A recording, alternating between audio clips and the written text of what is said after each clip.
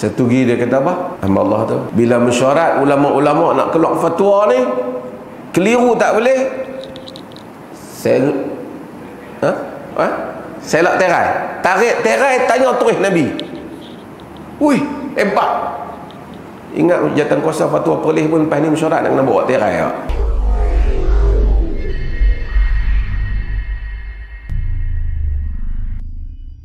Siapa kata dia?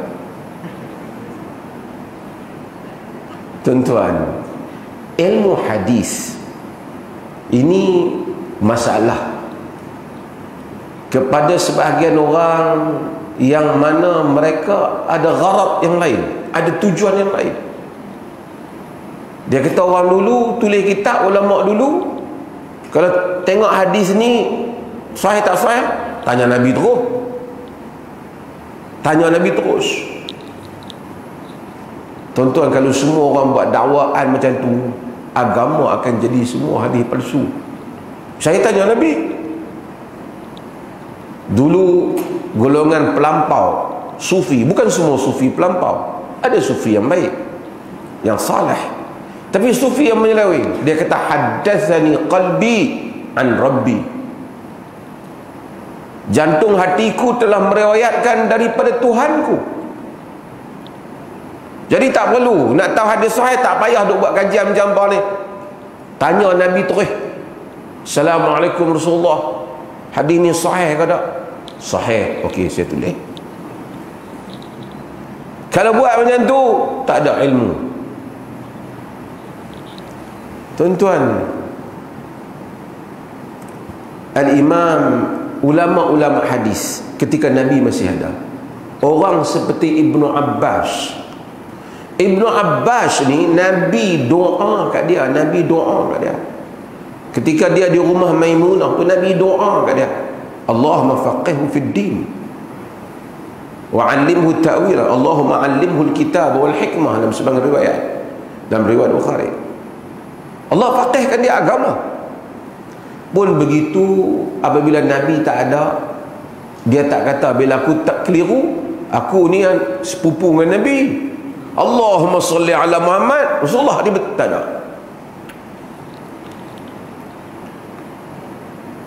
Bushair al-Adawi, Bushair bin Ka'ab al-Adawi dalam riwayat Muslim, dia mari, dia ni tabi'i, dia bukan sahabat, dia tabi'i. Dia mari depan Ibnu Abbas, dia baca hadis, baca hadis banyak. Ibnu Abbas buat tak tahu, buat tak dengar. Dia kata, Ibnu Abbas, wahai Ibnu Abbas, aku baca hadis Nabi, kau buat tak tahu. Kata Ibnu Abbas, ini riwayat ini disebut oleh Imam Muslim dalam muqaddimah Sahih Muslim. Kunna marratan idza sami'na rajulan yaqul qala Rasulullah ibtadarathu absaruna wa asghayna ilaihi bi adhanina falamma rakiba an-nasu as-sa'ba wadh-dhalul lam na'khudh illa ma na'rif.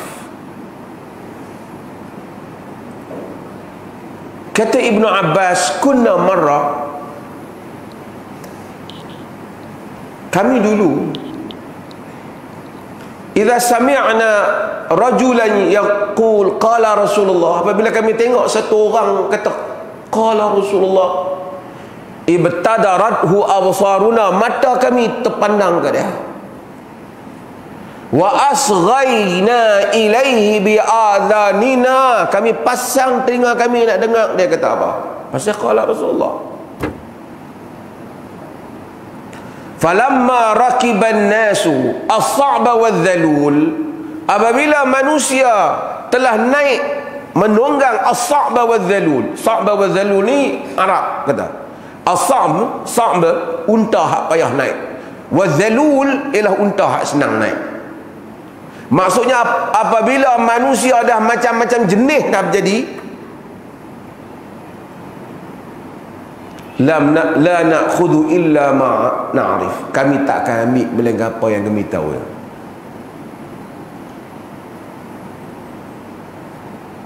Itu Ibnu Abbas tak kata, kami lah lagi tengok duk berapa sangat, aku tanya Nabi sendiri.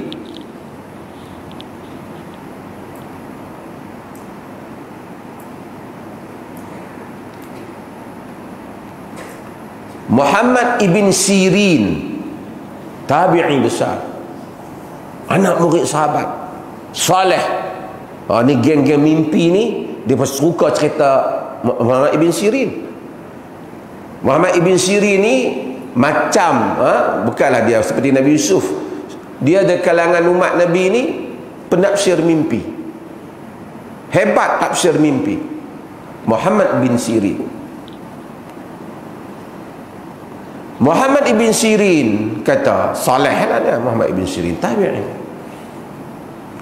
Lam yakunu yas'aluna 'anil isnad. Dulu orang tak tanya pasal sanad ni. Hadasana hak dia kata nak mengaji sanad tu, orang tak tanya dulu sanad ni. Lam yakunu yas'aluna 'anil isnad. Mereka tak pernah tanya tentang sanad. Falamma waqa'atil fitnatu, tapi apabila berlaku fitnah, kacau bilau kalangan orang Islam, bergaduh macam-macam, bertelengkah, khususnya apabila berlaku pada zaman Osman, puak-puak yang berbagai-bagai. Falamma waqa'atil fitnatu, apabila berlakunya fitnah, qalu sammu lana rijalakum, maka mereka menyatakan, bagi tahu kami siapa rawi kamu. Hadis ambil mana? Dulu kalau orang kata qala Rasulullah, orang dengar. Tapi apabila banyak dah berlaku macam-macam, semua orang nak bagi menang geng dia ni, kata Muhammad bin Sirin, barulah kata sammu lana rijalakum, bagi tahu kami siapa rawi kamu. Fayunzar ila ahli sunnati fayukhadhu hadithuhum, dilihat kepada ahlu sunnah, diambil hadis mereka. Wa yunzar ila ahli bid'ah fala yukhadhu hadithuhum, dilihat kepada ahli bid'ah, tidak diambil hadis mereka.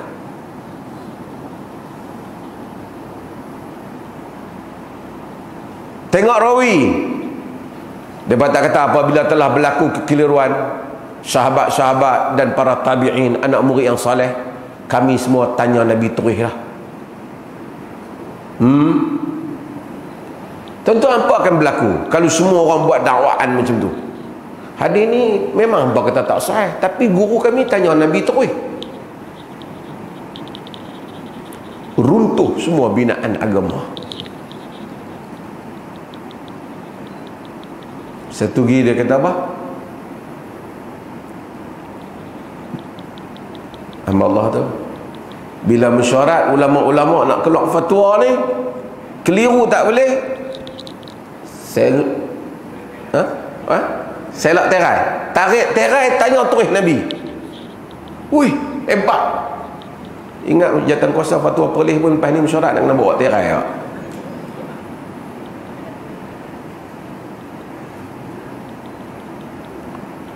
Tuan-tuan, telah berlaku perkara yang jauh lebih besar. Sahabat kekeliruan, sokong Ali ke sokong Muawiyah? Sokong Ali ke, itu tak apa besar, mungkin tak ramai sokong Muawiyah. Ada juga sahabat yang sokong Muawiyah. Sokong Ali ke sokong Aisyah? Yang ini sepupu Nabi, yang ini isteri Nabi, berperang di atas isu yang keliru. Aisyah fikir macam mana ni nak buat keputusan, orang duk banyak mengadu. Ali kata dia nak keluar, Al-Hasan kata jangan bapa aku, jangan keluar. Ali tak kata malam tadi pas aku tahajud aku tanya Nabi kok. Nabi kata okey. Ali yang rapat dengan Aisyah bukan rapat, tidur dengan Nabi. Dia melihat tubuh Nabi apa yang orang tak lain tak lihat, dan Nabi melihat tubuhnya. Dia tak kata, malam tadi aku sendiri panggil Nabi, Nabi kata Ali salah. Tak kata. Aisyah tak kata. Telah berlaku perkara yang lebih besar. Ketika Abu Bakar buat keputusan nak memerangi orang yang tak bayar zakat, Umar bantah Abu Bakar. Umar kata tak boleh kita perang, mereka masih Islam, tak bayar zakat. Abu Bakar kata kalau tak bayar sebesar tali unta pun aku perangi mereka. Tapi Abu Bakar tak kata, Umar, anda tak setuju malam tadi aku tahajud, aku pagi salam, Nabi kata perang. Ini Abu Bakar dan Umar lebih berhak untuk kata hal itu. Mereka tak kata. Ketika para sahabat berbeza tentang hukum dan pandangan tentang Sawadul Iraq, Bilal berbeza dengan Umar. Umar kata tak boleh bagi tanah Iraq tu. Bilal kata kena bagi mengikut Al-Anfal yang diperuntukkan oleh Quran. Bilal tak kata aku muazzin Nabi, pas tengah-tengah aku Allahu Akbar, Nabi mai. Nabi kata bagi kat aku. Tak. Umar tak kata, aku ke mana pergi Nabi, aku bagi salam. Nabi muncul. Tidak ada mereka yang kata. Mari geng-geng kemudian ni kata selok terai. Tanya Nabi, apa jadi pada agama kalau semua buat macam tu? Jadi macam agama mimpi tu. Pasal apa kau nak buat? Tok kau ni malam juga saya ada mimpi. Tak ada rujukan. Kalau mimpi, kita tidak nafikan mimpi yang benar, tapi mimpi untuk diri kau. Ia tidak boleh menjadi fungsi hukum syarak.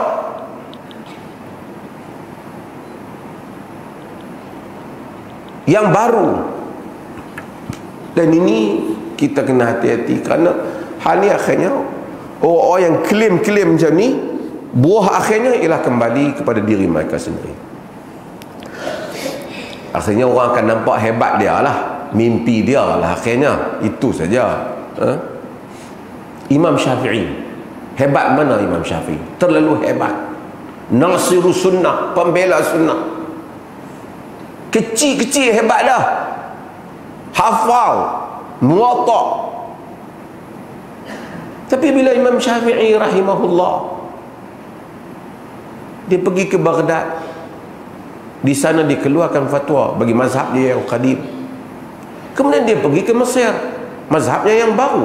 Qadim mazhab yang lama, mazhab yang baru. Dia kata la aj'alu fil hil man rawa anni kitabi al-Baghdadi.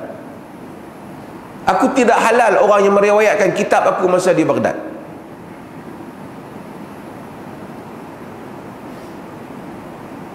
Itu mazhab lama. Dia tak halal. Bukan kata dia tak benar. Dia kata jangan riwayat. Dia tak, aku tak halal sebab riwayat di Baghdad. Di Baghdad dia lama. Imam Ahmad dengan dia masa di Baghdad. Sebahagian qaul Syafi'i itu diwarisi oleh Imam Ahmad. Ulama-ulama tengok Imam Syafi'i keluarkan fatwa yang baru apabila kata ada di Mesir. Hatta ulama dalam mazhab Syafi'i, mereka tak kata ketika di Mesir lebih tua umur dia, lebih dekat dengan Allah, dia tanya sendiri Nabi, sebab tu dia buat keluar keputusan yang baru. Tak. Mereka semak juga qaul Syafi'i rahimahullah. Mereka dapati walaupun dia tak halalkan riwayat yang lama, lebih kurang 18 masalah, ulama-ulama Syafi'i kata qaul lama lebih kuat. Termasuklah solat yang tuan-tuan sebut waladdallin amin, itu qaul qadim. Kalau kita baca Imam Syafi'i kata dia lebih suka amin tu diperlahankan, macam dalam mazhab Hanafi. Dibaca surah juga pada 4 rakaat, 2 rakaat yang akhir tu pun baca juga. Ini qaul yang jadid. Qadim kata tak, baca yang qadim. Ada banyak lagi masalah, berbelah lagi masalah. Ini semua menunjukkan ulama tidak berhukum dengan hanya atifiyah, emosi. Mereka berhukum atas fakta, atas hujjah, atas alasan. Dan semua mazhab seperti itu, termasuklah mazhab al-Imam Syafi'i rahimahullahu ta'ala, dan ulama-ulama Syafi'iyah demikian mereka. Mai kemudian ni, kita ni yang duk pakai mimpi ni, kita mazhab Syafi'i, mereka mazhab lain. Tidak benar. Wallahu ta'ala alam.